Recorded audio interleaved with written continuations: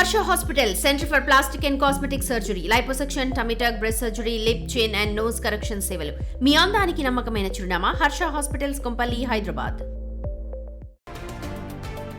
Janasena party కీలక సమావేశం ఇవాళ జరగబోతోంది. మంగళగిరిలోని పార్టీ హెడ్ క్వార్టర్స్ లో జనసేన అధినేత డిప్యూటీ సీఎం పవన్ కళ్యాణ్ సాధకులతో భేటీ కాబోతున్నారు. సభ్యత్వ నమోదులో ఉత్సాహంగా పాల్గొని పార్టీని క్షేత్రస్థాయిలో బలోపేతం చేసిన నాయకులు కార్యకర్తలను ఈ భేటీలో గౌరవించబోతున్నారు. కనీసం 300 అంతకంటే ఎక్కువ మెంబర్షిప్లు చేయించి దాదాపు 2000 మంది సాధకులు, నాయకులు, కార్యకర్తలు ఈ సమావేశానికి హాజరు కాబోతున్నారు.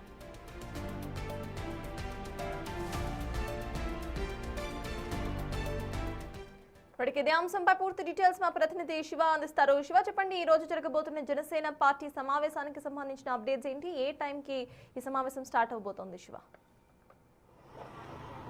సత్తాజ్ మొత్తం మీద చూసుకుంటే జనసేన ఆంధ్రప్రదేశ్ డిప్యూటీ సీఎం జనసేన అధినేత పవన్ కళ్యాణ్ ఈరోజు మధ్యాహ్నం 3 గంటలకి మంగళగిరి సీకే కన్వెన్షన్లో జనసేనకు సంబంధించిన ఉద్యమి, అలాగే సాదిక్కు, అలాగే ప్రదాత ముగ్గురుగా నామకరణం చేశారు. ఎవరైతే జనసేనకు సంబంధించి మొదటగా సభ్యత్వం తీసుకుంటారో వారిని ఉద్యమిగా, అలాగే ఎవరైతే జనసేనకు సంబంధించి 300 పైగా సభ్యత్వాలు చేస్తారో వారిని సాదిక్గా, అలాగే జనసేనకు సంబంధించి ఆర్థికంగా చేయూతనితో పాటు పార్టీ బలోపేతానికి కీలకంగా కృషి చేసిన వ్యక్తులకు సంబంధించి ప్రదాతగా 3 పేర్లు ప్రకటిస్తూ గత శివరాత్రి రోజున డిప్యూటీ సీఎం పవన్ కళ్యాణ్ సభ్యత్వ నమోదు కార్యక్రమాన్ని రాష్ట్ర వ్యాప్తంగా, దేశవ్యాప్తంగా కూడా ప్రారంభించడం జరిగింది. ఈరోజు దాదాపుగా 1700 మంది కార్యకర్తలు, అంటే సాధికులకు సంబంధించిన 1700 మంది, జనసేనకు సంబంధించిన నాయకులు, కార్యకర్తలు, ఎమ్మెల్యేలు, ఎంపీలు, ఎమ్మెల్సీలు, కీలకమైన నేతలు ఈ సమావేశానికి హాజరు కాబోతున్నారు. దాదాపుగా 1800 నుంచి 2000 మంది ఈ సమావేశానికి హాజరు కాబోతున్నారు. ఈ సమావేశంలో ఎవరైతే 300 పైగా సభ్యత్వ నమోదు చేస్తారో వారిని పవన్ కళ్యాణ్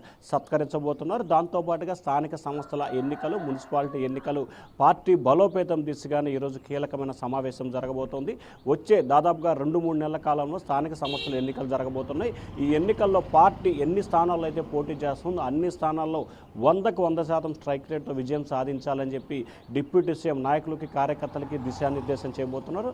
అలాగే కూటమికి సంబంధించిన నేతలు ఎక్కడ వివాదాల కారణం కాకూడదు, వివాదాలు వచ్చే దగ్గర జన సైనికులు అసలే కారకులు కాకూడదు, అటువంటి వివాదాల కారణమైన వ్యక్తులపై చర్యలు తీసుకుంటామని చెప్పి కూడా మరొకసారి కఠినమైన హెచ్చరికలు జారీ చేయబోతున్నట్లు కూడా తెలుస్తూ ఉంది. 3 పార్టీలు సమన్వయం చేసుకొని వచ్చే ఎన్నికల్లో విజయం కోసం కృషి చేసే విధంగా ఇప్పటి నుంచే కార్యాచరణ రూపొందించాలని చెప్పి జనసేనాని కార్యకర్తలకి, సైనికులకి ఆదేశాలు జారీ చేయబోతున్నారు.